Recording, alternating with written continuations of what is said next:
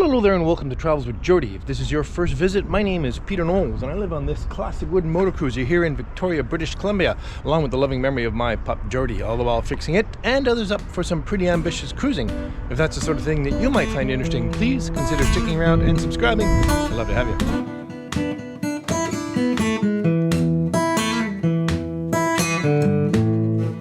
Well, this has been the most glorious week. The gas tank is back in my Land Rover, and as a result, I am now fully mobile, and we're gonna get back to some real work. Let me show you how it went. And good morning, I'm off to pick up my Land Rover. Frankly, I feel like a kid off to pick up his first car ever. It's been so long and it's been so much anticipation. So I'm about to get picked up by my good friend Alex. Some of you will remember him from some engine swap episodes. Anyway, we're gonna run up, bring the truck back because it does run perfectly. Gas tank maybe weeps a little bit, but nothing to really worry about.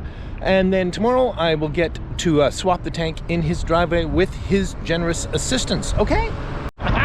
Here we go, here we go, here we go. Vehicle recovery mission? Yep. Okay.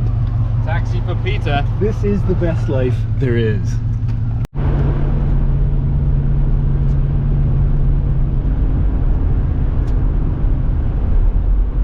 Okay, so the reality of leaving a vehicle for a long time. Well, then we're off. Not that I'm thrilled about the battery situation. I don't think it's so much the battery as maybe some badly corroded battery terminals. But anyway, we have a pretty serious extra battery setup going on back here. And hopefully that'll get me back to the city. Okay, we're on.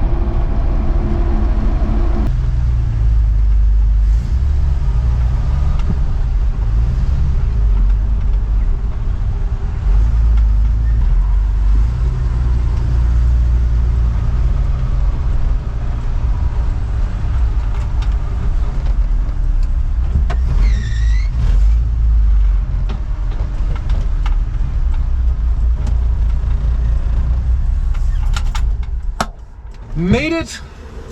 It's been about 4 months since I've driven the truck and I forgot what a joy it was. Anyway, so far so good. Absolutely not a drop of gas under it, so that's very good. So we'll pick this up tomorrow.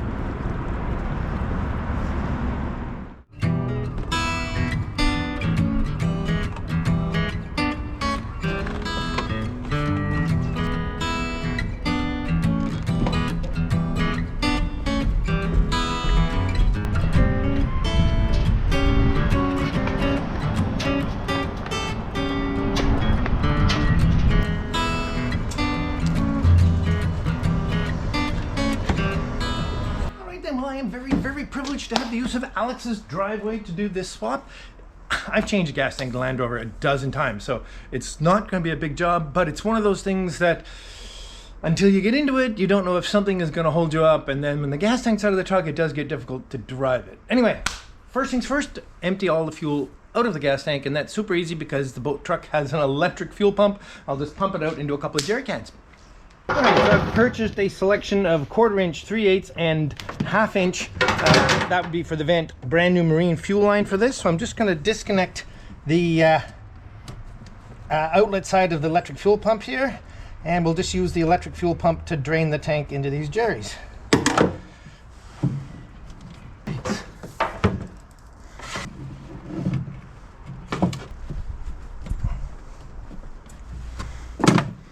Take the other end of this hose and in we go.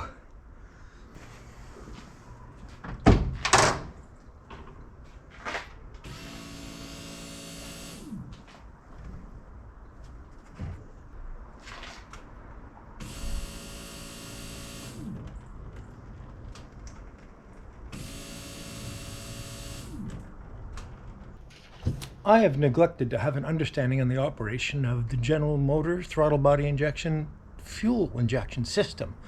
And that's that the very smart computer that's underneath the dashboard has decided that the fuel pump will only run for 2 seconds until the engine's running. I have another solution. And that, of course, is hot wiring the fuel pump. The trick is I have to make sure I don't do any arcage in the wrong place. Well, it smells like, I can smell the gas now, Peter. You're doing something. Well, I did take a fitting off and dribble a couple of drops. Dribble some flammable liquid. Yeah, put the sweatshirt on. I don't want you freezing. All right, there we go.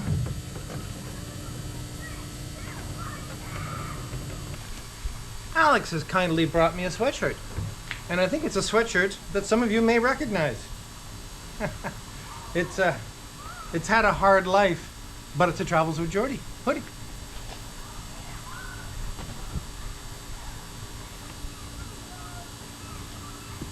Is this what's happening to all the Travels with Geordie hoodies? Are your hoodies fading this quickly? Because I don't know how hard a life this has had. It's obviously been used to work on cars, but I'd like to think there'd be a little more left to it than this. Let me know. Okay, from this point, with the tank empty, it's a bunch of hoses and cables under here to disconnect, and well, it's not the least bit entertaining, other than the fact that a whole bunch of dirt and junk is gonna fall on my face.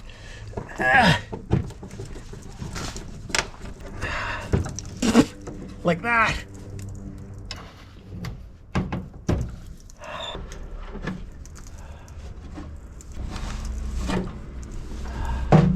Okay, and now to get at some nuts that are not particularly easy to get at. I think I have in the past used an appropriate length piece of wood to just prop it up. You got a 22-inch long piece of 2x4? I have no 2x4. No 2x4s. Yeah. How do you get anything done without a handful of 2x4s? Oh, you got some in the back of this truck, don't you? That's true, I do. Attached? This particular section requires an extra deep socket made by taping a regular deep socket inside another much larger deep socket with a little good old duct tape.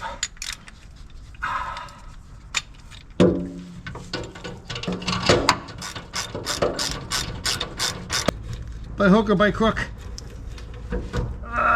It's time to come down. Okay, doke. Okay. There you go. And all your various hoses.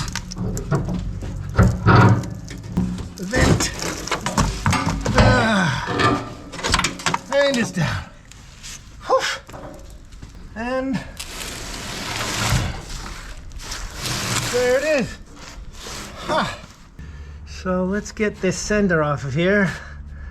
To be honest, Alex is over my shoulder teasing me. He calls it the ornamental fuel sender because I have never actually connected this up to a gas gauge, but it's brand new, or it was 15 years ago. And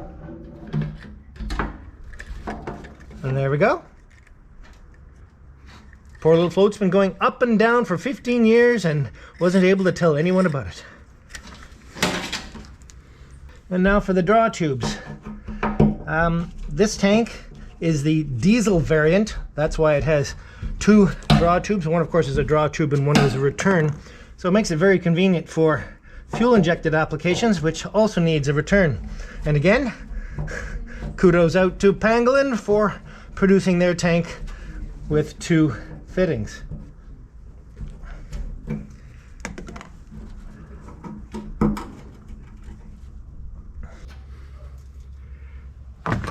Okay, so here's a side-by-side. The original tank, which is not a factory Land Rover tank. This would be a Bearmac tank that I bought brand new when I built the truck in around 2008. And it started leaking about 3 years later, and I had it lined, and then I had it lined again. So it was a bit of a desperate situation. You see there's weepage happening in various places here, and yeah, this is why we're not playing with this tank anymore. This is the brand new tank, as you've seen from Pangolin 4x4. From what I understand, it's 50-52 aluminum, 1/8 inch, all TIG welded, and it seems to be very, very, very nicely done, including some gussets down here, which do strengthen this whole area up quite a bit over the factory setup, which does not. Now, one big difference, and it's maybe hard to see from here, is that the factory tanks, or let's say original style tanks, had a bit of a skid plate. In other words, there was a bit of a cradle that held the tank. gave you a relatively minimal steel skid plate on the bottom. The Pangolin tanks do not.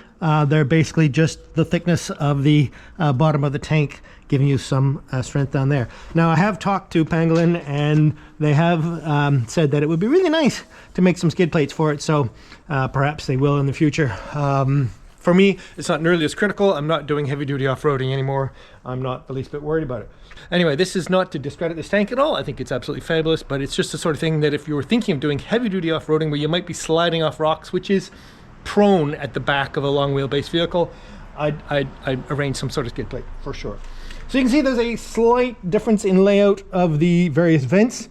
Mainly the two pickup tubes are actually in slightly different locations on the Pangolin tank. I don't think that'll give me any trouble at all. I should probably explain what all these extra hoses are. Because of this divot in the tank, which reaches around a cross member in the frame, they have to put this crossover vent so that as the tank fills up, once it fills up above the point of this effectively upside down dam, it wouldn't be able to fill this part of the tank if there wasn't a crossover vent to allow air to escape around the two. So that's something that these tanks are peculiar to. This, of course, is just the main vent going up to the filler hose, and then, of course, the sender, and as previously mentioned, the pickup and return for fuel. One interesting thing about the Pangolin tank, which I really like, is this filler neck was always very vulnerable, and I believe over time vibration here is what caused this to start to weep, and it is much more robust on the Pangolin tank, and the filler is actually a screw-on piece. There's a couple of good reasons to do that. One of those is that it makes it much less vulnerable and cheaper, in fact, to ship. All right, let me start to put some stuff back on this tank. All right, so the tank comes with a kit of little goodies, including new gaskets and such, including what appears to be some splooge. Excellent. Pangolin 4x4 did send some Permatex thread sealer along with this, and I'll use that on the threads for sure, but I think I'll actually use Permatex Aviation goop on the actual gasket flanges, because after Hylomar, this is my favorite goop.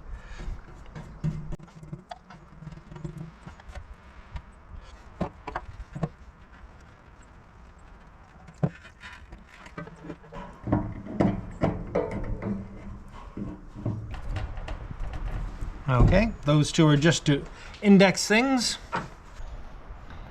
Put a little of this in each of these.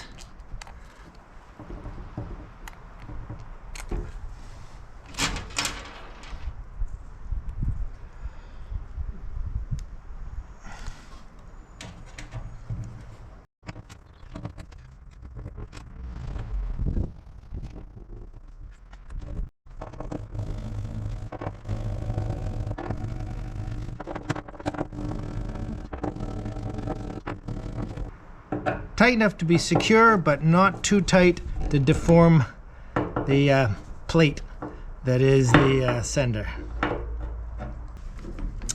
Okay, of the two draw tubes, one is shorter. This will be the return. I'm not even sure why I didn't just cut this off to let it just dribble in the top, but it's what I did, and the truck has been running fine, so I'm going to stick that way. And it is the aftmost one that is the return. So more goop.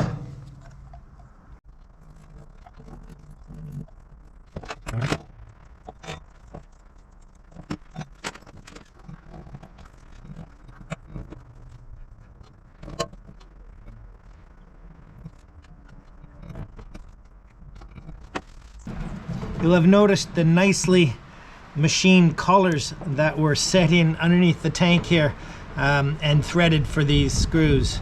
Very nicely done. Now these are cork gaskets, so got to be careful again. You don't over tighten them. There's no, once you've created some spring in the gasket, that's all you really need. And now let's clean this mess up.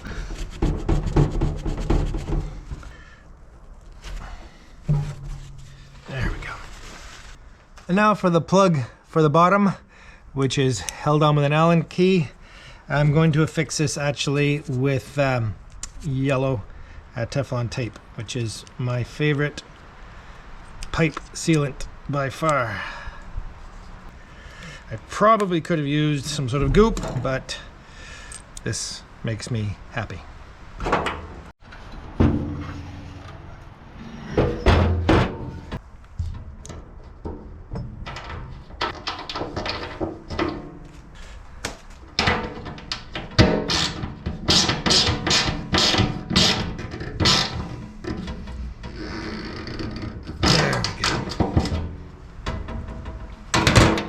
And likewise, I'll also do this with the same tape.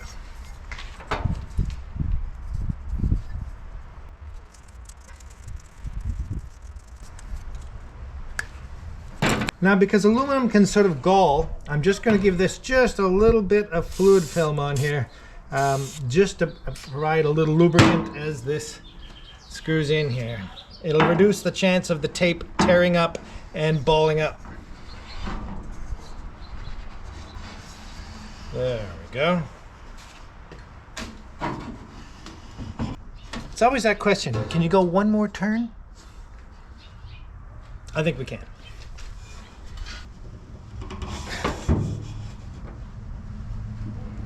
That is not gonna leak. Okay, let's set up the hoses.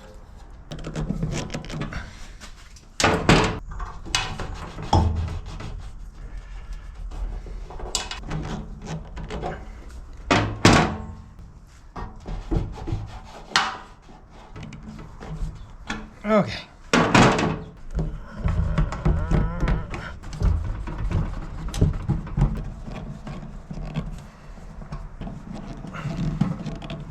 Also a new filler neck hose, and these are usually quite a tight fit, so again, good place to use some more fluid film. So what I'm going to do in this case, so that I don't have to engage it with both the tank and the truck. Oh man, this is tight. There we go. Is slide it on further than it needs to be, and then I'll slide it back up onto the truck filler and engage both after the tank is in place. Great.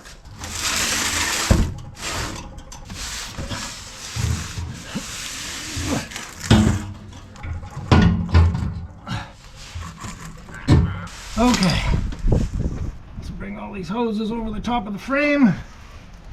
It is awfully convenient that the aluminum tank is much, much lighter.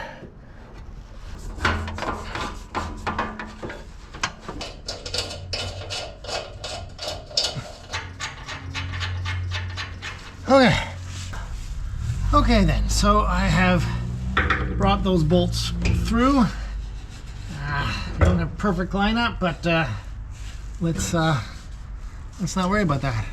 I'm not quite sure why we don't, but anyway, there we go. Okay. Ooh, it's so shiny.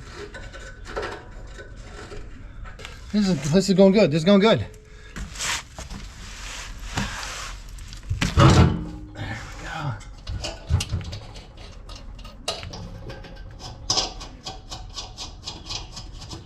go. Okay. Before I get too excited about bolting that down, I'm going to connect up all these hoses. Beginning with the fuel filler here. As I do have to adjust its angle a little bit. There we go.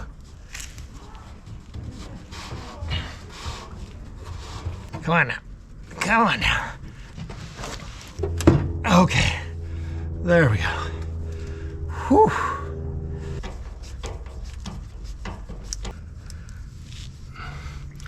This is the crossover vent. There we go.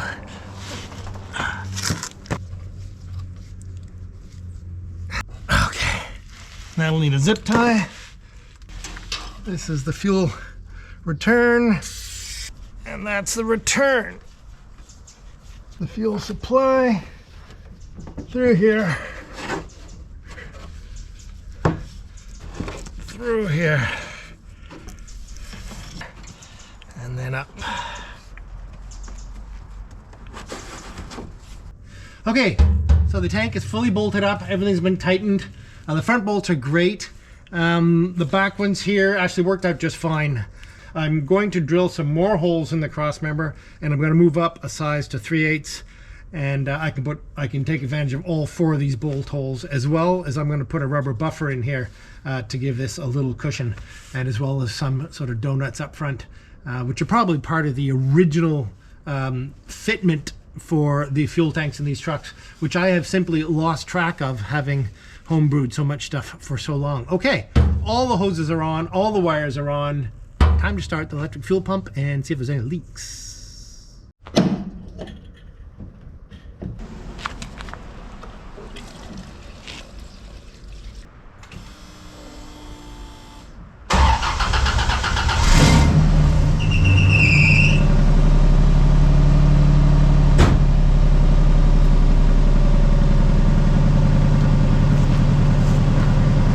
Well, that was very promising.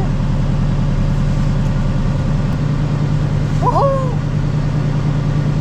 All right then, well, I am very, very, very pleased. It is such a beautiful, shiny tank, and it fit like a glove. No leaks, truck starts, everything is perfect. Now I just have to try and get rid of that tank. I'm off to the scrap metal place and see if they're actually willing to take a gas tank. I'm not even sure. It's empty, it smells a bit though. Okay, I'm so thrilled to have this done. You know what this is? This is now a fully functional truck. Off to Genoa next week. Well, hello there and welcome to the Travels with Geordie Beer of the Week, coming to this week from the very cozy wheelhouse of MV Poem in Victoria Harbour, British Columbia. And it's just a lovely evening out, going for a little stroll in a bit. Let's get straight to the beer.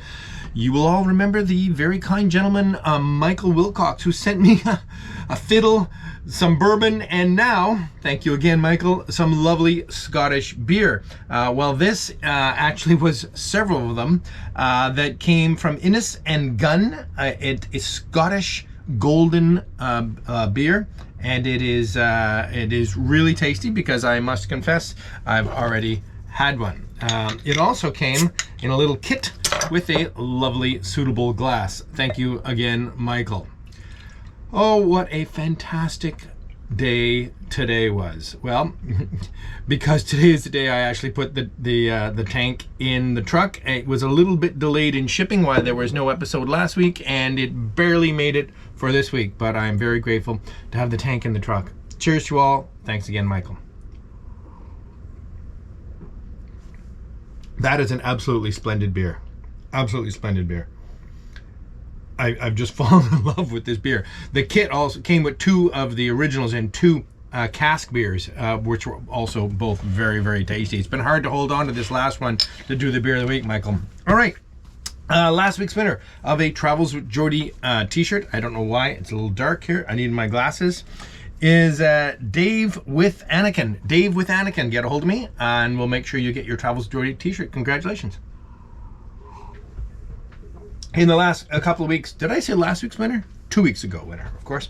Anyway, in the last couple of weeks, there's been 2 new patrons come aboard. I'm so very grateful. And they are Ken St. John, and I had to put it into Google to pronounce it correctly, Henk Verkeil. And I hope that is pronounced correctly, because that's not at all what the letters make it sound like. Cheers. And thank you. Now, off the Amazon wish list. You might remember the name Robert Johnson, and well, Robert was also kind enough to send me a fishing magnet, which basically sticks to everything, so that I can start to recover some of the tools, etc., that I've dropped overboard. And gosh knows what else I'll be able to recover from the water underneath the boat in the boat shed. But thank you ever so much, Robert. That's very, very kind, and it's going to be a lot of fun this coming week, because of course, now that the truck is mobile, we're back up to Genoa to get some serious work done on Geordie. Thanks again, Robert. And of course, this week's Travels Geordie word of the week. It's just so blatantly obvious that it has to be tank. So if you'd like to win a Travels Geordie t-shirt, simply use the word tank in a comment down below, and I'll pick at random over the next week or so's worth of comments. If I pick yours, you'll have won yourself a Travels Geordie t-shirt, and congratulations in advance for that. See you next week. Cheers.